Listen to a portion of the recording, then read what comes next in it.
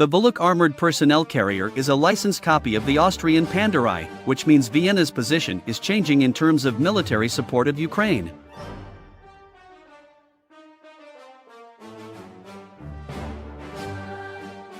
Slovenia has transferred 20 Volok 6x6 armored personnel carriers to Ukraine under complete secrecy. The vehicles have already been transferred to the armed forces of Ukraine, and their transfer lasted for several months, which were spent on the preparation of the APCs, their maintenance, and logistics, which included air transportation by C-17 aircraft to the logistics hub of NATO in Poland or Slovakia.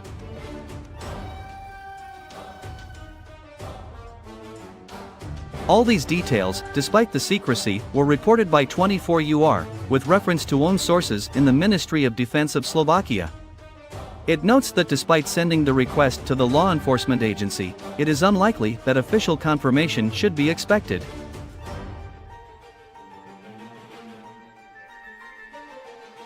At the same time, this whole story can be much more interesting and have much more positive consequences for Ukraine than the acquisition of 24 Volok-wheeled armored personnel carriers, which have armor against 12.7 mm in the frontal projection, armed with 40 mm automatic grenade launchers or machine gun weapons, and accommodate 3 fighters of the crew and 6 in the landing section.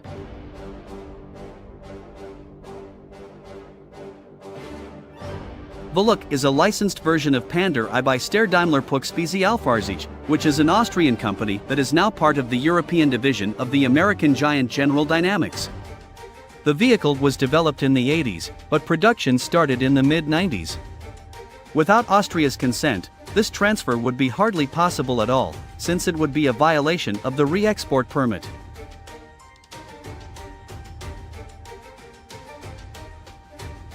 Thus, if the transfer of Volok really took place, it opens up certain new possibilities, since earlier Vienna refused Ukraine's requests for armaments, although that Austria is not a member of NATO. But now it is quite possible that Austria will at least not block armament transmission. In this case we might talk about other Panzer I vehicles. For example, Belgium operates about 50 such units.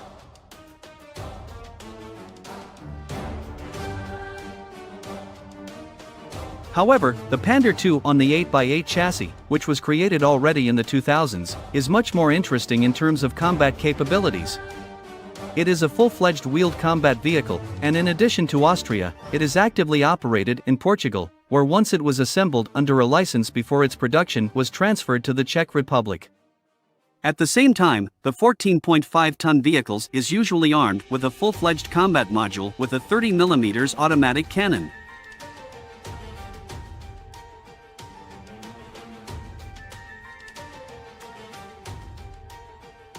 Another Austrian machine is the Ascot AFV, which is better known for 2 versions, the Austrian Ulan, the Spanish Pizarro, and also became the basis for the family of British Ajax armored vehicles. But if the British only began to receive the first Ajax in February 2021, then the Spanish armed forces operate more than 200 Pizarros. At the same time, it is also extremely important that their production in Spain is localized at the facilities of Santa Barbara and Indra.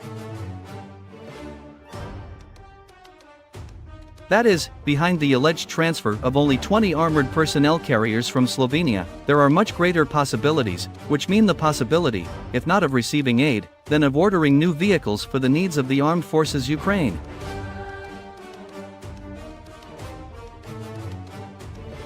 The Volok is a 6-wheel drive, armored multi-purpose military vehicle which successfully incorporates technology to meet military tactical demands.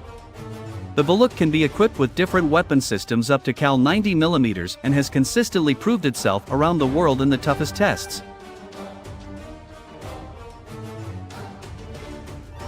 Its design complies with international standards. All 6 wheels driven, highly mobile, maneuverable, and extremely well balanced, the Volok delivers top performance on any terrain or in water. Its low silhouette, high-quality armor, and well-proven system guarantee maximum protection for the crew.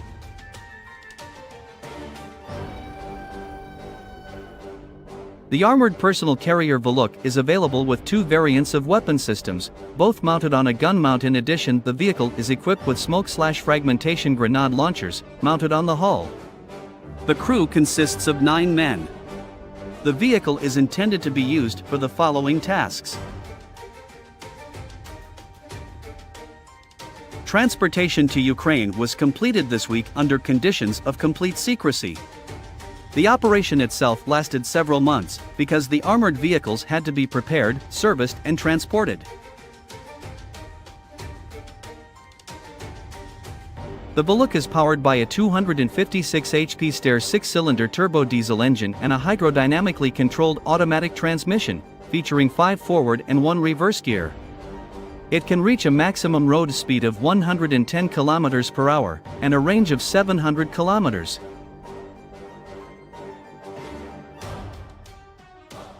Zelensky speaks by phone to China's Xi in their first call since war began.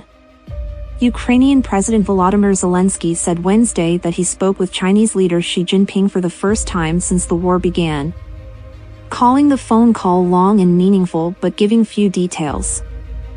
"I believe that this call, as well as the appointment of Ukraine's ambassador to China, will give a powerful impetus to the development of our bilateral relations," Zelensky tweeted. She said China would send a special representative to Ukraine for talks on resolving the crisis, state media reported. Amid the current rise of reasonable thinking and voices from all sides, we should seize the opportunity to build up favorable conditions for a political settlement of the crisis, she told Zelensky. Last month, she made a grand state visit to Russia in a show of strength, highlighting Beijing's bid for global leadership. It came shortly after the International Criminal Court issued an arrest warrant for Russian President Vladimir Putin. Zelensky, who has been visited by numerous world leaders in Kyiv, said previously that he has invited Xi to visit Ukraine. Beijing has positioned itself as neutral in the conflict and recently released a 12-point proposal for ending the war. Here's the latest on the war and its impact around the globe. Key developments. A Biden administration spokesman said Wednesday that the United States is glad to see that Xi and Zelensky connected in a phone call. John Kirby, the National Security Council spokesman, asked about the possibility of China brokering a negotiated settlement between Kyiv and Moscow. Said that any deal needs to be one that Zelensky accepts. "The only settlement that we think is worth pursuing is one that President Zelensky thinks is worth pursuing," Kirby said. German and British warplanes intercepted 3 Russian military aircraft over the Baltic Sea, German Air Force officials tweeted Wednesday. 2 Russian Air Force Sukhoi Su-27 fighter aircraft and 1 Ilyushin Il-20 aircraft flew in international airspace over the Baltic Sea without a transponder signal, Germany's Luftwaffe said. Russian Foreign Minister Sergei Lavrov accused the West of causing a deadlock over the Black Sea grain deal. The negotiations, he said during a news conference at the United Nations in New York, have been brought to a dead end by Western colleagues.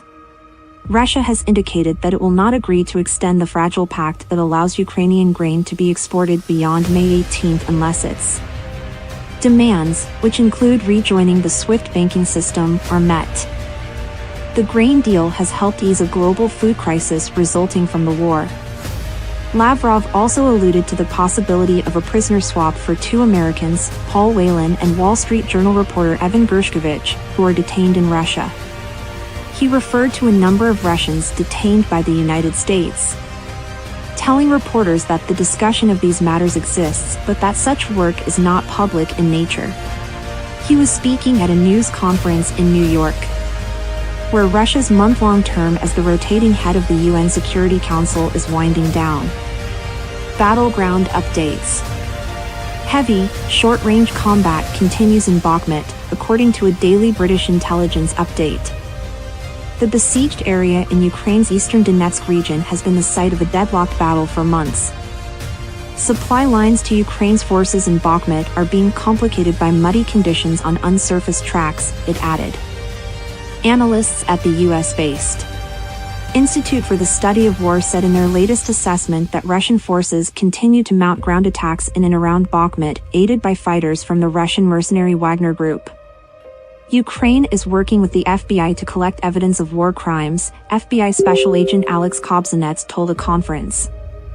Ukrainian authorities are gathering phone data and geolocation information from battlefields, as well as forensic analyses of DNA samples to prove Russian war crimes. Kobzanets told the RSA Cybersecurity Conference in San Francisco, Reuters reported.